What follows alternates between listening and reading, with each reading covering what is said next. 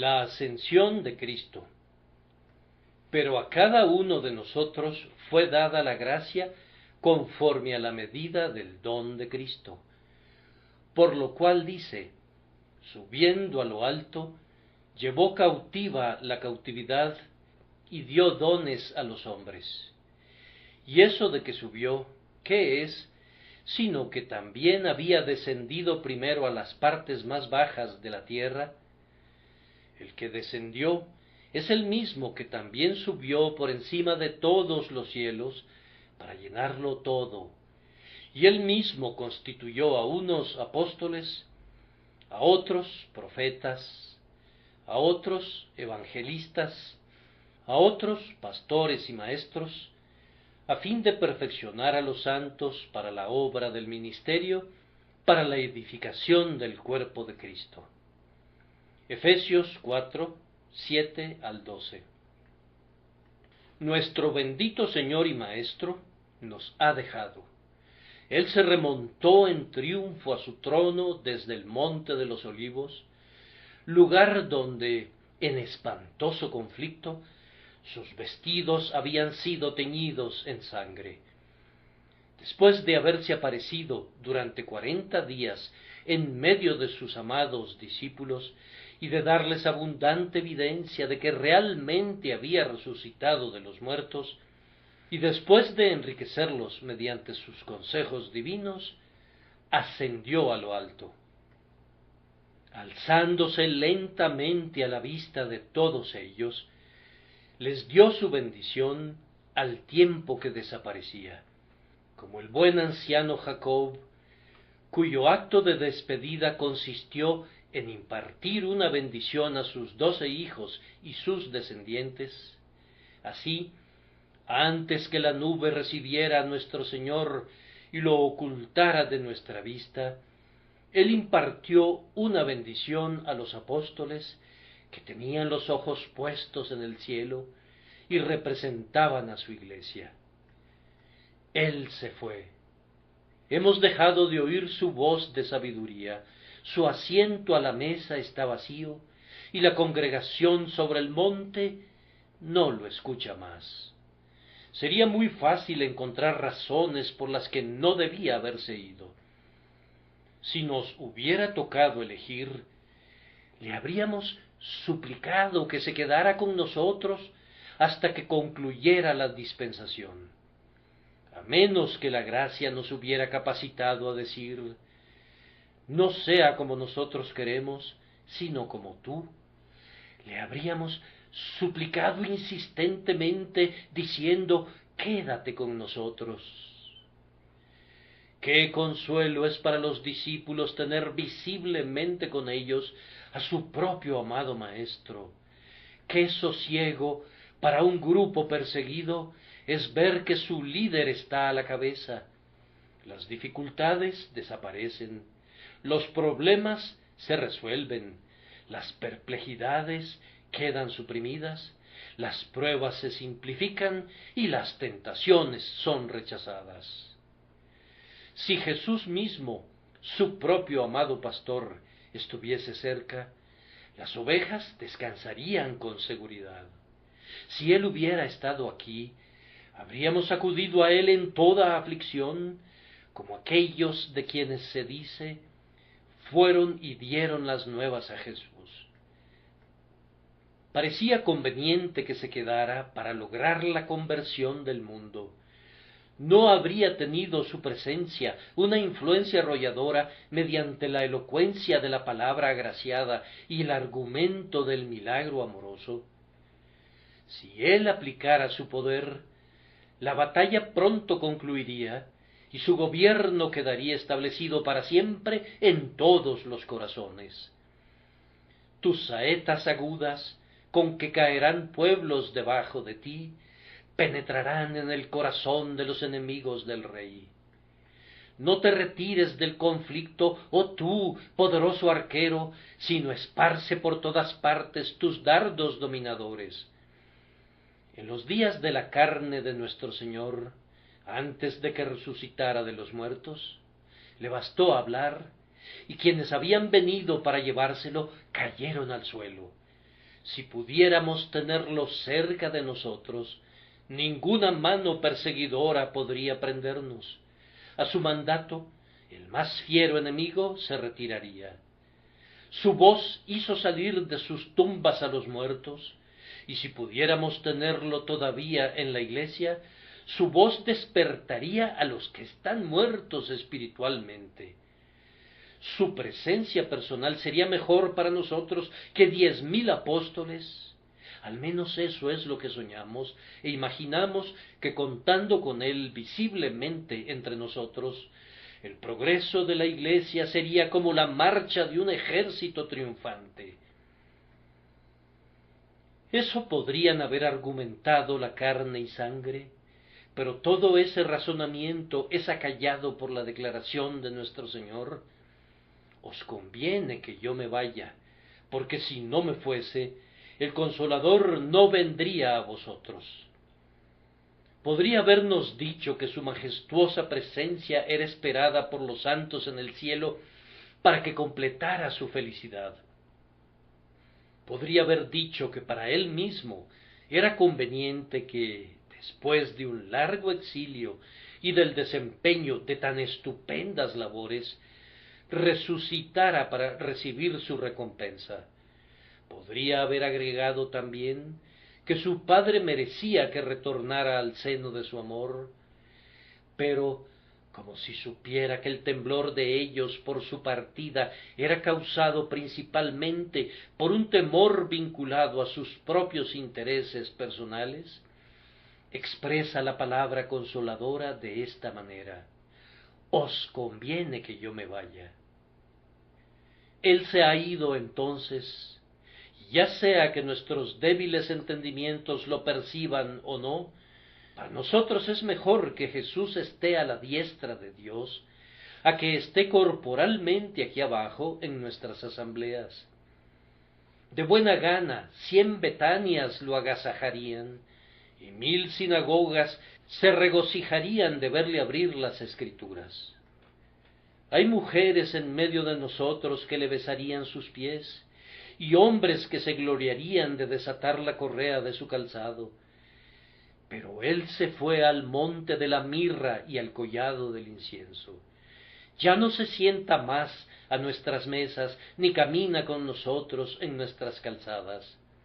Él conduce a otro rebaño a las vivas fuentes de las aguas, y sus ovejas de aquí abajo no deben imaginar que les haya causado un daño con su partida.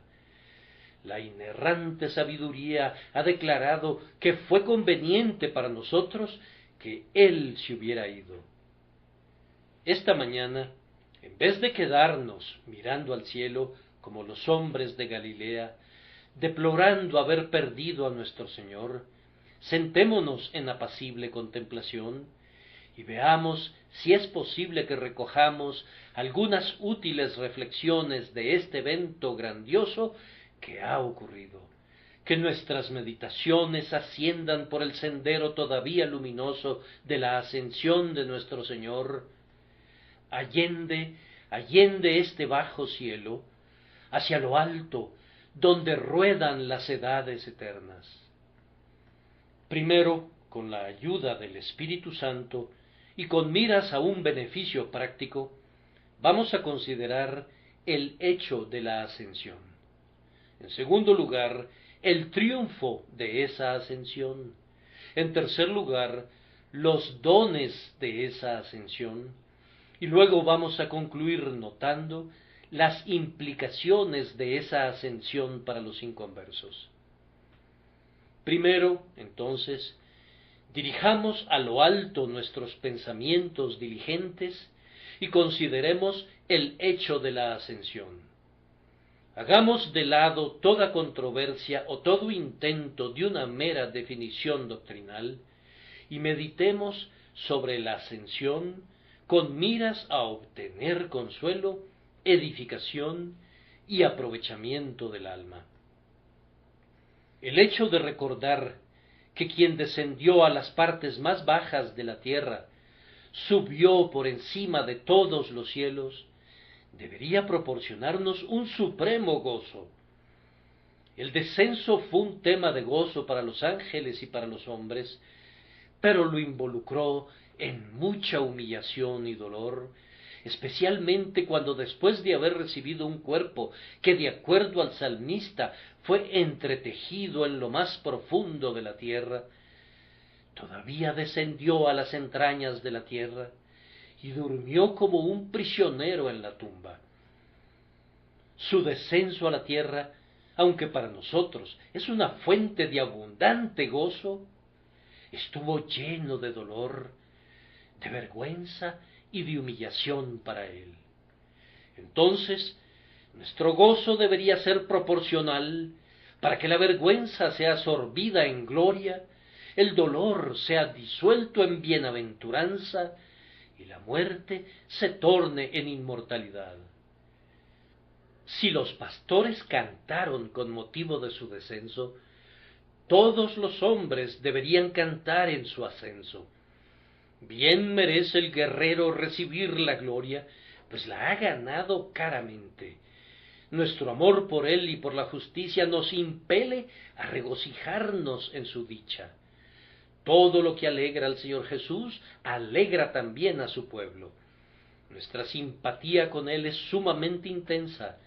Valoramos su afrenta por encima de todas las riquezas y su honor es igualmente valioso para nosotros. Como hemos muerto con él y fuimos enterrados con él en el bautismo, y por medio de la fe hemos resucitado con él por la operación de Dios que le levantó de los muertos, así también nos ha hecho sentar en los lugares celestiales y hemos obtenido una herencia. Si los ángeles entonaron sus más dulces cánticos cuando el Cristo de Dios retornó a su asiento real, con mucha mayor razón deberíamos hacerlo nosotros. Esos seres celestiales sólo tenían una ligera participación en los triunfos de aquel día, comparada con la nuestra, pues fue un hombre el que llevó cautiva la cautividad, fue uno nacido de mujer el que regresó victorioso de Bosra. Muy bien podemos unirnos al salmista en el Salmo 68, al cual se refiere nuestro texto, mas los justos se alegrarán, se gozarán delante de Dios y saltarán de alegría. Cantad a Dios, cantad salmos a su nombre, exaltad al que cabalga sobre los cielos, Jah es su nombre, alegraos delante de él. No era sino Cristo, hueso de nuestro hueso y carne de nuestra carne. Fue el segundo Adán quien se remontó a su gloria. Regocíjense, oh creyentes, como quienes aclaman la victoria y reparten despojos con los fuertes. Herida fue la cabeza de la serpiente, el infierno es vencido, muerta es la muerte, y en Cristo que ha ascendido a lo alto, cautiva es la cautividad. Concluida toda su obra y su guerra, él a su cielo ascendió, y junto al trono de su Padre, ahora intercede por los suyos. Canten, oh cielos, regocíjate, oh tierra, arpa angelical y voz humana, eleven en derredor suyo, en su gloria, su alabanza al Salvador que ascendió. Reflexionen adicionalmente que desde la hora en que nuestro Señor partió, este mundo ha perdido todos los encantos para nosotros. Si Él estuviera en el mundo, no habría ningún lugar en el universo que nos retuviera con lazos más firmes, pero como ascendió a lo alto, nos atrae hacia allá y nos desprende de la tierra. La flor ha desaparecido del jardín y el primer fruto maduro ha sido recogido. La corona de la tierra perdió su más refulgente joya, la estrella se ausentó de la noche, el rocío de la mañana se disipó y el sol se eclipsó al mediodía. Nos hemos enterado que algunas personas, cuando han perdido a un amigo o a un hijo muy querido, no volvieron a sonreír nunca, pues nada podía suplir ese terrible vacío. Para nosotros sería imposible que alguna aflicción nos trajera un dolor semejante, pues hemos aprendido a resignarnos a la voluntad de nuestro Padre. Pero el hecho de que Jesús, nuestro todo, al cielo se ha ido, ha sembrado un sentimiento parecido en nuestras almas. Este mundo no puede ser nunca nuestro reposo ahora, pues su poder de satisfacernos se ha esfumado. José ya no está más en Egipto, y es tiempo de que Israel parta. No, tierra, mi tesoro no está aquí contigo, y no podrías retener mi corazón. Tú eres, oh Cristo, el rico tesoro de tu pueblo, y puesto que tú te has ido, los corazones de tu pueblo ascendieron contigo al cielo. De aquí brota la gran verdad que establece que nuestra ciudadanía está en los cielos, de donde también esperamos al Salvador, al Señor Jesucristo. Hermanos, por cuanto Cristo se ha ido, nuestra vida está escondida con Él en Dios. Nuestra cabeza se ha ido a la tierra de gloria, y la vida de los miembros se encuentra allá. Puesto que la cabeza está ocupada en las cosas celestiales, los miembros del cuerpo no han de arrastrarse como esclavos ante las cosas terrenales. Si, pues, habéis resucitado con Cristo, buscad las cosas de arriba, donde está Cristo sentado a la diestra de Dios. Poned la mira en las cosas de arriba, no en las de la tierra. Nuestro esposo ha entrado en los palacios de mármol y mora en medio de sus hermanos. ¿No oímos que nos llama para que tengamos comunión con Él? ¿No oyen su voz? Levántate, oh amiga mía, hermosa mía, y ven.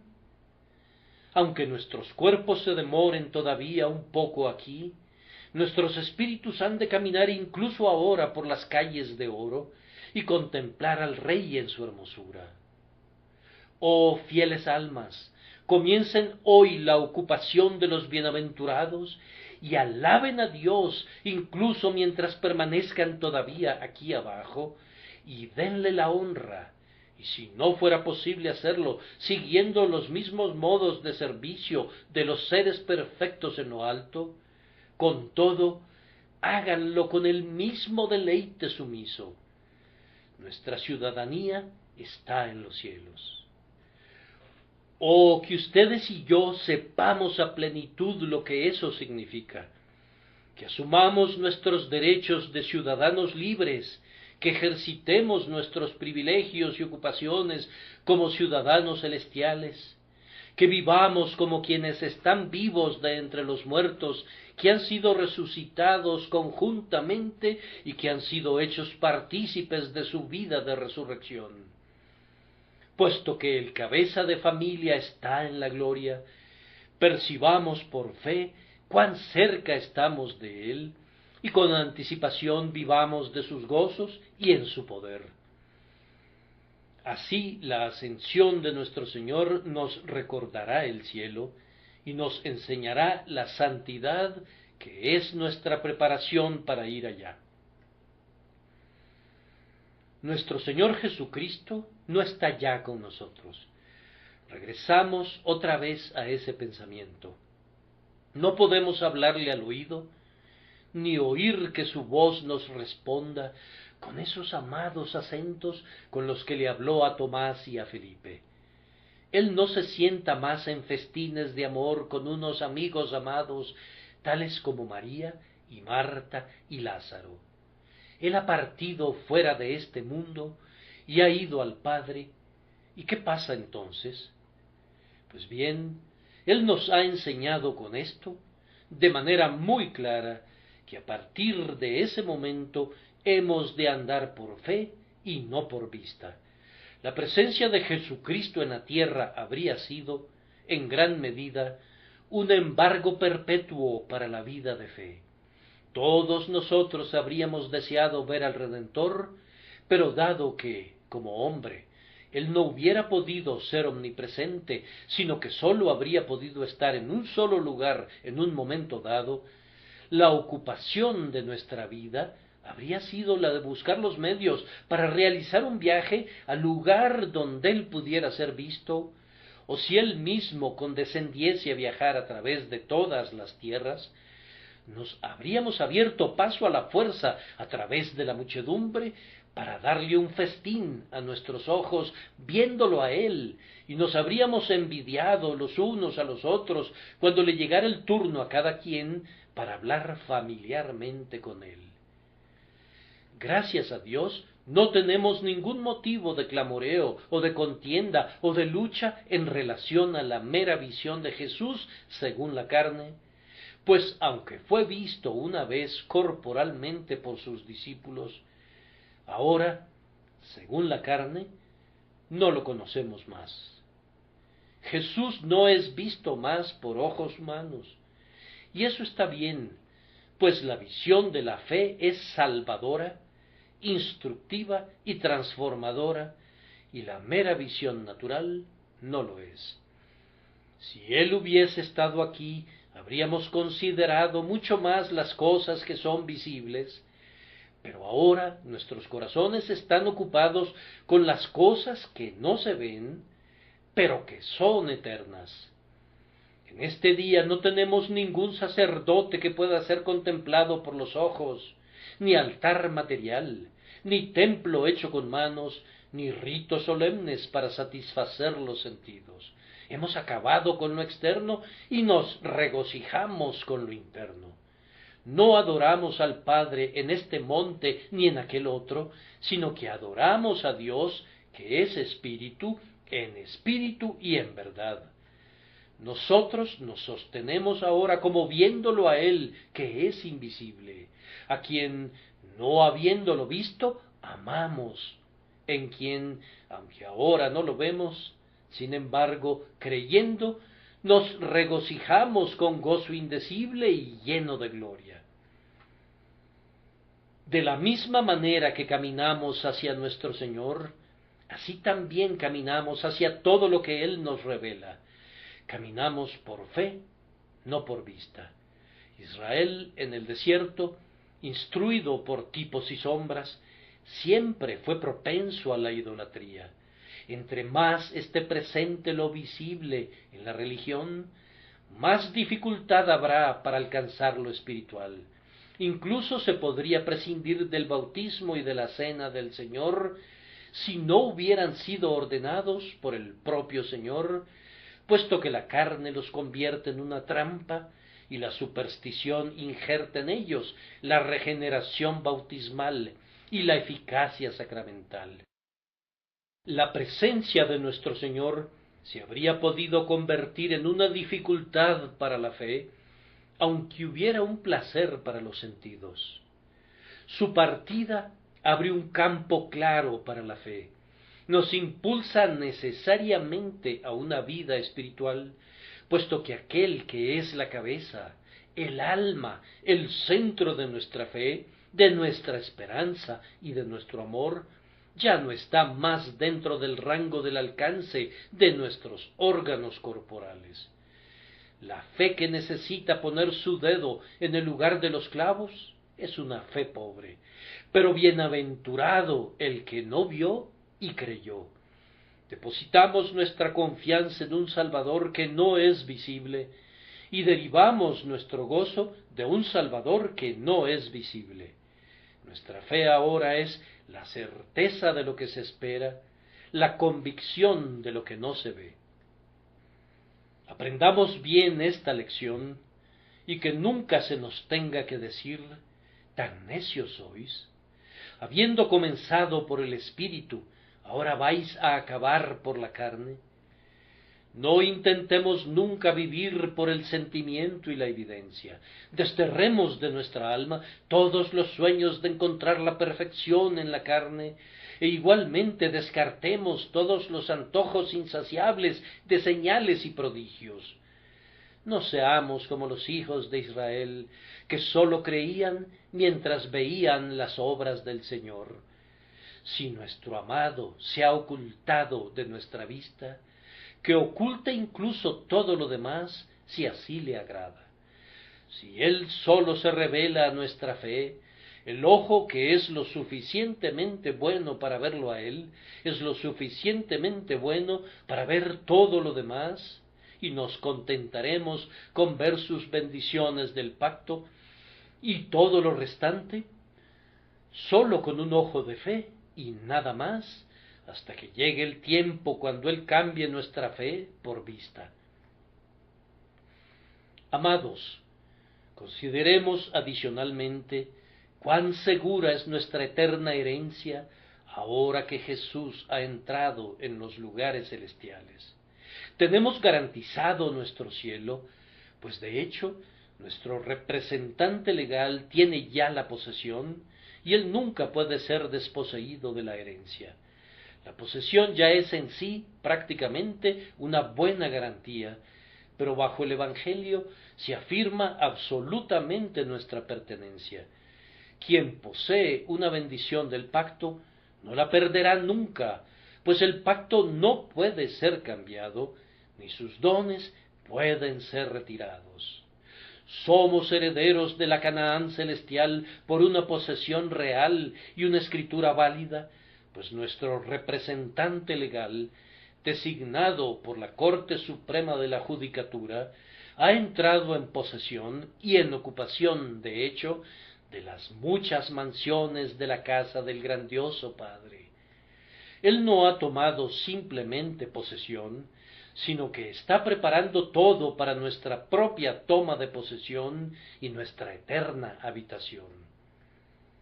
Cuando un hombre entra en una casa y la reclama para sí, si existiere alguna duda acerca de sus derechos, no pensaría en prepararla para habitarla, sino que pospondría cualquier gasto de esa naturaleza hasta que todas las dudas se hubieren aclarado. Pero nuestro buen Señor ha tomado tal posesión de la ciudad de la Nueva Jerusalén, que la está preparando cotidianamente para nosotros, para que donde Él esté, nosotros podamos también estar. Si yo pudiera enviar al cielo a algún simple ser humano como yo, para que apartara mi lugar hasta mi llegada, temería que mi amigo lo pudiera perder. Pero como mi Señor, el Rey del cielo y Señor de los ángeles, fue allá para representar a todos sus santos y para reclamar sus lugares, yo sé que mi porción está segura. Estén contentos, amados, y canten de gozo, como lo hizo el corazón del apóstol cuando escribió: en él asimismo tuvimos herencia. Además, si Jesús se ha ido a la gloria, cuán exitosas han de ser nuestras oraciones. Si envías una petición a la corte, esperas que tenga éxito si está redactada en el estilo apropiado y si ha sido refrendada por una persona influyente. Pero cuando la persona que apoya tu petición está ella misma en la corte y recibe tu petición y la presenta allí mismo, te sientes todavía más seguro. Nuestras oraciones no sólo reciben hoy el imprimatur, imprímase, de nuestro Señor, sino que son presentadas por su propia mano como sus propias peticiones. Por tanto, teniendo un gran sumo sacerdote que traspasó los cielos, Jesús, el Hijo de Dios, acerquémonos, pues, confiadamente al trono de la gracia, para alcanzar misericordia y hallar gracia para el oportuno socorro. Ninguna oración que Jesús presenta puede ser descartada sin ser oída. El caso por el que aboga está seguro. Mira a lo alto, alma mía, y con alegres ojos contempla dónde está el grandioso Redentor, el glorioso abogado en lo alto, con incienso precioso en sus manos. Él dulcifica cada humilde gemido y endosa cada oración entrecortada. Reclina tu esperanza solo en Él, cuyo poder y amor prohíben la desesperación. Aunque siento que este tema podría retenernos bastante, debemos dejarlo. Y debemos comentar adicionalmente que al considerar al Cristo que ascendió, nuestros corazones se enardecen con el pensamiento de que Él es un tipo de todo su pueblo. Así como Él estuvo en el mundo, así estamos también en este mundo, y así como Él está ahora, así estaremos nosotros también. Para nosotros quedan también una resurrección y una ascensión. A menos que el Señor venga muy pronto, moriremos como Él murió, y el sepulcro recibirá nuestros cuerpos durante un tiempo. ¿Hay para nosotros una tumba en un huerto, o un descanso en la cueva de Macpela de nuestros padres? Hay para nosotros mortajas y vendas. Sin embargo, igual que nuestro Señor, vamos a romper las coyundas de la muerte, pues no podemos ser retenidos por ellas. Hay una mañana de resurrección para nosotros, porque hubo una resurrección para Él. La muerte habría preferido retener a la cabeza que a los miembros. Una vez que son removidos las puertas de la prisión, y los postes, y las barras, y todo, los cautivos quedan en libertad. Entonces, cuando al sonido de la trompeta del arcángel resucitemos de los muertos, ascenderemos también, pues no está escrito que seremos arrebatados juntamente con el Señor en el aire, y así estaremos siempre con el Señor.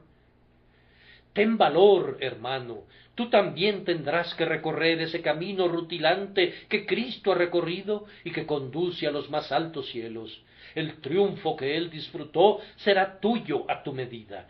Tú también llevarás cautiva a tu cautividad, y en medio de las aclamaciones de los ángeles escucharás el bien hecho del siempre bendito Padre, y te sentarás con Jesús en su trono, así como Él ha vencido y se sienta con su Padre en su trono. Les he proporcionado más bien sugerencias para la meditación en vez de las propias meditaciones.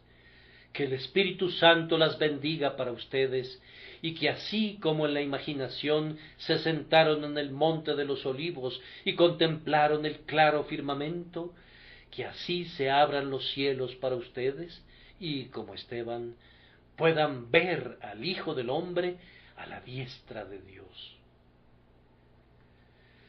Avancemos al segundo punto, que es el triunfo de la ascensión, y detengámonos en él muy brevemente.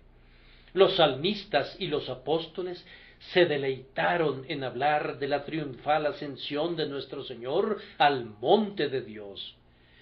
Solo intentaré referirme a lo que ellos han dicho. Traten de recordar cómo el salmista vio en visión la ascensión del Salvador, y en el Salmo 24, cómo describió a los ángeles diciendo: alzad, oh puertas, vuestras cabezas, y alzaos vosotras, puertas eternas, y entrará el Rey de Gloria. ¿Quién es este Rey de Gloria? Jehová, el fuerte y valiente, Jehová, el poderoso en batalla.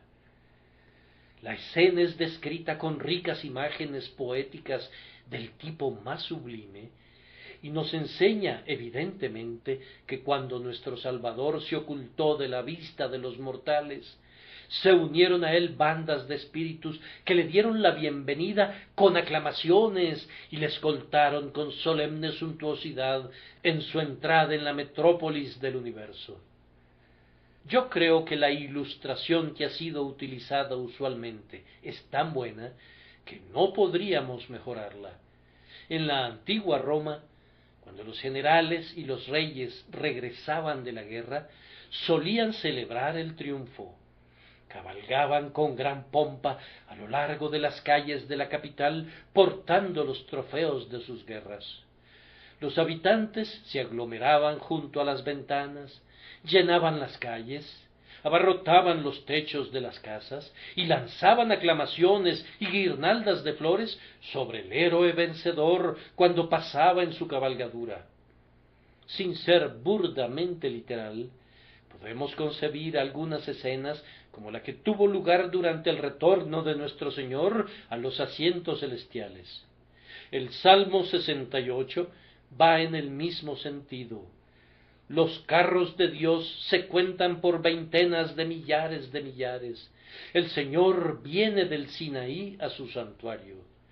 Subiste a lo alto, cautivaste la cautividad, tomaste dones para los hombres y también para los rebeldes, para que habite entre ellos Jah Dios. Así también el Salmo 47 dice: subió Dios con júbilo, Jehová con sonido de trompeta. Ángeles y espíritus glorificados saludaron a nuestro Adalid a su regreso, y llevando cautiva a la cautividad, él asumió el trono de mediador en medio de aclamaciones universales. Y despojando a los principados y a las potestades, los exhibió públicamente, triunfando sobre ellos en la cruz. La ascensión de nuestro Señor fue un triunfo sobre el mundo. Él lo recorrió, pero salió ileso de sus tentaciones. Había sido tentado a pecar de todas maneras, pero sus vestiduras permanecieron incólumes. No hay ni una sola tentación que no fuera probada en él. Las aljabas de la tierra fueron vaciadas contra él, pero las flechas rebotaron inofensivamente en su armadura de comprobada calidad. Le persiguieron implacablemente, lo hicieron sufrir todo lo que el cruel escarnio podía inventar, pero salió del horno sin que se le impregnara el olor del fuego. Soportó la muerte misma con un amor inextinguible y con un valor invencible. Venció soportándolo todo. Cuando resucitó, estaba infinitamente más allá del alcance de ellos. Aunque no lo odiaron menos que antes, estuvo 40 días en medio de ellos, y con todo, nadie extendió su mano para arrestarlo. Se había mostrado abiertamente en diversos lugares, y sin embargo ni un perro se atrevió a mover su lengua. En el aire claro, por sobre las colinas de Salem, aquel que una vez fue tentado en el desierto, miró desde lo alto a los reinos de la tierra que Satanás le había mostrado como el premio del pecado, y los reservó como suyos por derecho de mérito. Él se levanta sobre todos, pues es superior a todos. Como el mundo no pudo mancillar su carácter con sus tentaciones, tampoco pudo tocar más su persona con su malicia. Él derrotó por completo a este presente siglo malo. Allí también llevó cautivo al pecado. El mal lo había asediado furiosamente, pero no pudo contaminarlo. El pecado fue colocado sobre él. Sus hombros soportaron el peso de la culpa humana hasta quedar aplastados, pero resucitó de los muertos, ascendió al cielo y demostró que se despojó de la carga y que la dejó enterrada en su sepulcro. Abolió los pecados de su pueblo. Su expiación fue tan eficaz que no quedó ningún pecado sobre él como fianza, y ciertamente no queda ningún pecado en aquellos cuyo lugar ocupó como su sustituto. Aunque el Redentor estuvo una vez en el lugar de los condenados, sufrió de tal manera el castigo que fue justificado y su obra expiatoria está consumada para siempre. El pecado, hermanos míos, fue llevado cautivo, atado a las ruedas del carruaje de Emanuel cuando ascendió.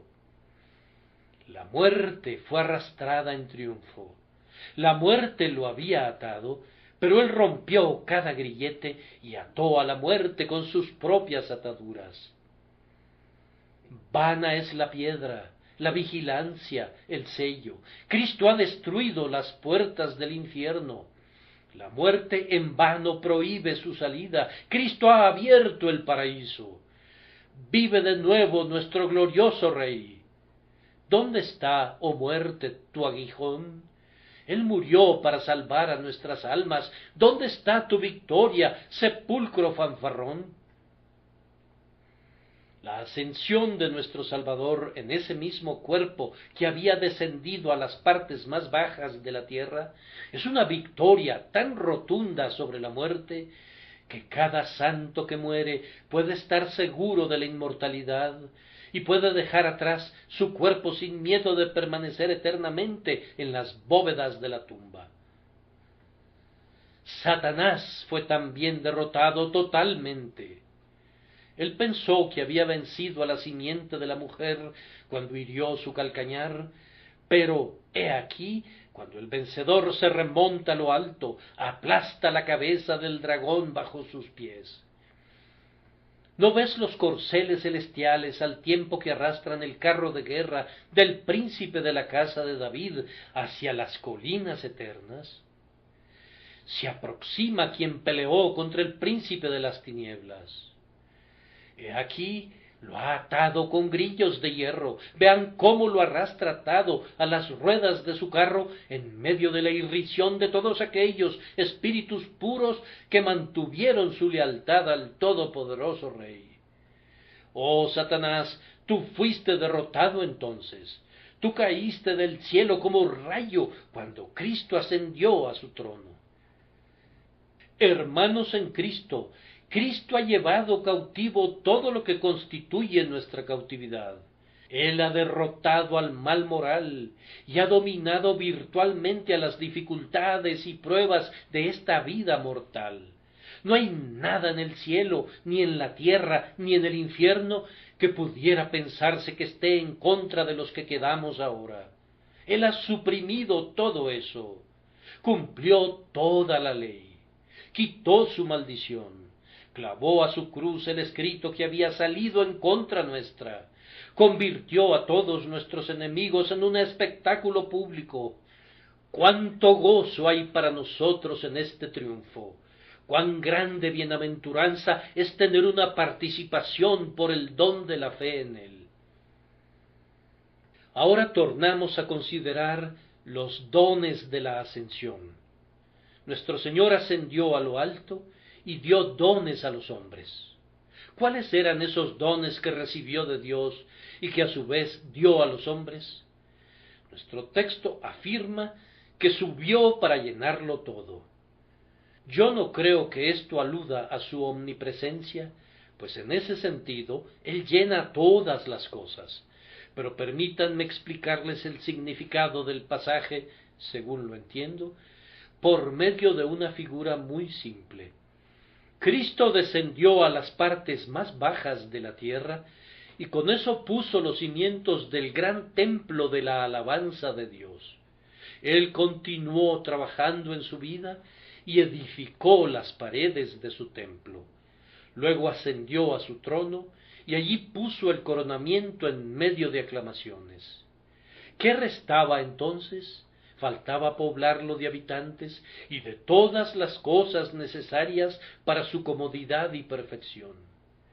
Cristo ascendió a lo alto para hacerlo. En ese sentido, el don del Espíritu llena todas las cosas, llevando a los elegidos y proporcionando todo lo necesario para su completa salvación. Las bendiciones que nos llegan a través de la ascensión son para perfeccionar a los santos, para la obra del ministerio, para la edificación del cuerpo de Cristo, hasta que todos lleguemos a la unidad de la fe y del conocimiento del Hijo de Dios, a un varón perfecto, a la medida de la estatura de la plenitud de Cristo. Observen a continuación que estas colmadoras bendiciones de la ascensión son dadas a todos los santos. ¿Acaso no dice el primer versículo de nuestro texto: a cada uno de nosotros fue dada la gracia conforme a la medida del don de Cristo? El Espíritu Santo es la bendición especial de la ascensión, y el Espíritu Santo es dado en alguna medida a todas las personas verdaderamente regeneradas. Hermanos míos, todos ustedes tienen alguna medida del Espíritu Santo. Algunos tienen más, algunos tienen menos, pero sin importar cuánto tengas del Espíritu Santo, esa medida te viene porque Cristo, cuando ascendió a lo alto, recibió dones para los hombres, para que el Señor Dios pudiera morar entre ellos. Todo cristiano que tiene a su medida el don de Cristo está obligado a usarlo para el bien general, pues en un cuerpo ninguna articulación o miembro existe para sí mismo, sino para el bien de todo el cuerpo. Tú, hermano, ya sea que tengas mucha gracia o poca, de acuerdo a la obra eficaz realizada en ti, aporta tu parte para el crecimiento del cuerpo, para su edificación en amor. Asegúrate de considerar tus dones bajo esa luz. Reconoce que provienen de Cristo y luego úsalos para el fin para el cual Él los destinó. Pero el Espíritu Santo es dado con mayor abundancia a ciertas personas. Como resultado de la ascensión de Cristo al cielo, la Iglesia recibió apóstoles, hombres que fueron seleccionados porque habían visto personalmente al Salvador, un oficio que necesariamente desapareció y muy apropiadamente porque el poder milagroso fue suprimido también. Los apóstoles fueron necesarios temporalmente y fueron dados por el Señor que ascendió como un legado preciado. Hubo también profetas en la iglesia primitiva. Fueron necesarios como un vínculo entre las glorias del antiguo y del nuevo pacto. Pero todo don profético provino del Espíritu a través de la ascensión a la gloria del Redentor. Todavía quedan entre nosotros ricos dones que me temo que no valoramos lo suficiente. Los más ricos dones de Dios entre los hombres son unos hombres de excelsa vocación, apartados para el ministerio del Evangelio. De nuestro Señor que ascendió, vienen todos los verdaderos evangelistas. Estos son aquellos que predican el Evangelio en diversos lugares y encuentran que es poder de Dios para salvación. Son fundadores de iglesias, cultivadores de un nuevo suelo, hombres de espíritu misionero que no edifican sobre los cimientos de otros hombres, sino que excavan por sí mismos. Necesitamos muchos portadores de las buenas nuevas para que las lleven donde el mensaje no ha sido escuchado todavía. No creo conocer una mayor bendición para la Iglesia que enviar denodados, incansables y ungidos hombres de Dios, instruidos por el Señor para ser ganadores de almas. ¿Quién entre nosotros podría estimar el valor de George Whitefield para la época en que vivió? ¿Quién calcularía jamás el precio de un John Williams o de un William Knibb? Whitefield fue, bajo Dios, la salvación de nuestro país que se dirigía en un declive directo al pandemonium, la capital del infierno. Williams le arrebató las islas del mar al canibalismo y Knibb rompió las cadenas de los negros. Evangelistas como ellos son dones invaluables. Luego vienen los pastores y maestros que hacen una sola obra, pero de diferentes maneras. Estos son enviados para alimentar al rebaño. Permanecen en un lugar e instruyen a los convertidos que han sido recogidos. Ellos son también unos dones invaluables de la ascensión de Jesucristo. No a todos les es dado ser pastores, ni tampoco es necesario que lo sean, pues si todos fuesen pastores, ¿dónde estaría el rebaño? Aquellos a quienes es dada especialmente esta gracia son aptos para guiar e instruir al pueblo de Dios, y ese liderazgo es muy necesario. ¿Qué sería de la Iglesia sin sus pastores? Que la contemplación de quienes han intentado prescindir de un pastor les sirva de advertencia a ustedes. Doquiera que haya pastores o evangelistas, están allí para el bien de la Iglesia de Dios. Ellos deben trabajar para ese fin, y nunca para su propio beneficio. Su poder es un don que proviene de su Señor y debe ser usado de esa manera. El punto al que quiero llegar es este. Queridos amigos, puesto que todos nosotros, como creyentes, tenemos alguna medida del Espíritu, usémosla. Activen el don que hay en ustedes. No sean como aquel individuo de la parábola que sólo tenía un talento y lo escondió en un pañuelo.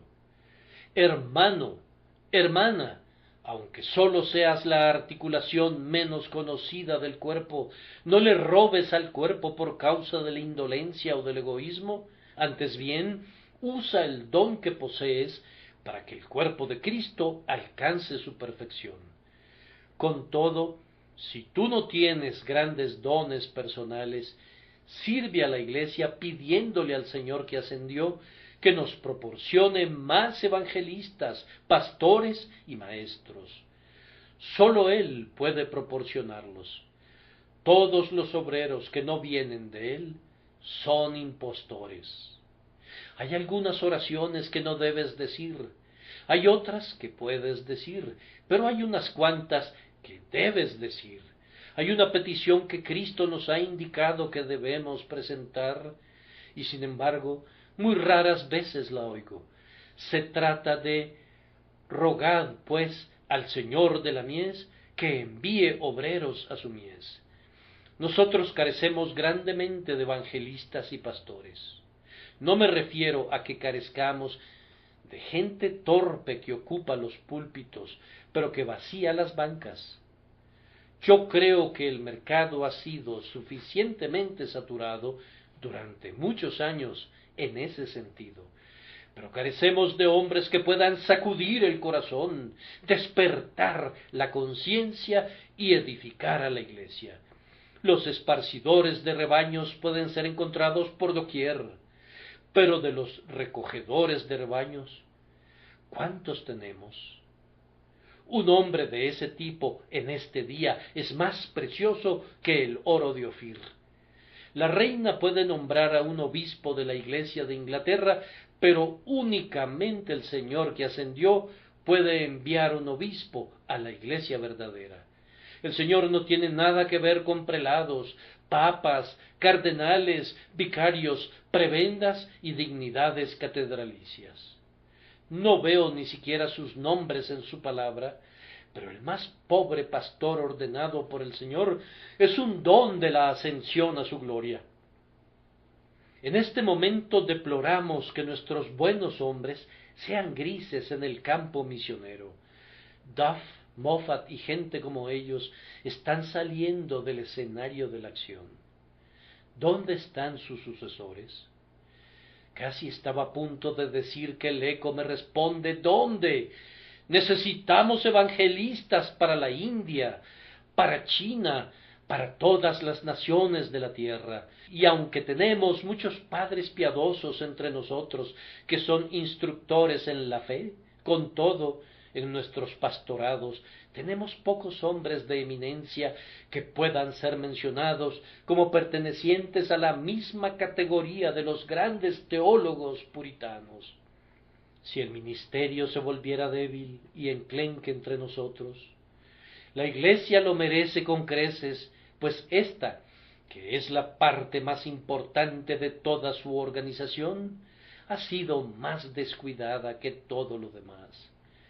Le doy gracias a Dios porque esta Iglesia no sólo ha orado pidiendo ministros, sino que ha demostrado la sinceridad de su oración, ayudando a los que Dios ha llamado, proveyéndoles el tiempo necesario y los recursos para que entiendan más perfectamente el camino de Dios. Hemos pensado que los dones de Cristo son lo suficientemente valiosos para nosotros para atesorarlos y utilizarlos. Nuestro colegio del pastor ha recibido hasta ahora y ha enviado en el nombre de Jesús a más de 200 ministros de la palabra. Miren a su alrededor y vean cuán pocas iglesias se preocupan por recibir los dones de la ascensión de Cristo y cuán pocos pastores animan a sus jóvenes a predicar. Leí el otro día, con indecible espanto, la queja de que a nuestras iglesias les gustaba tener demasiados ministros. Una queja casi blasfema que impugna el valor de los dones de la ascensión de Cristo. Oh, que Dios nos diera 10 veces el número de hombres según su propio corazón, y seguramente habría todavía una gran carencia de más. Pero hay demasiados, dicen ellos, para los púlpitos existentes.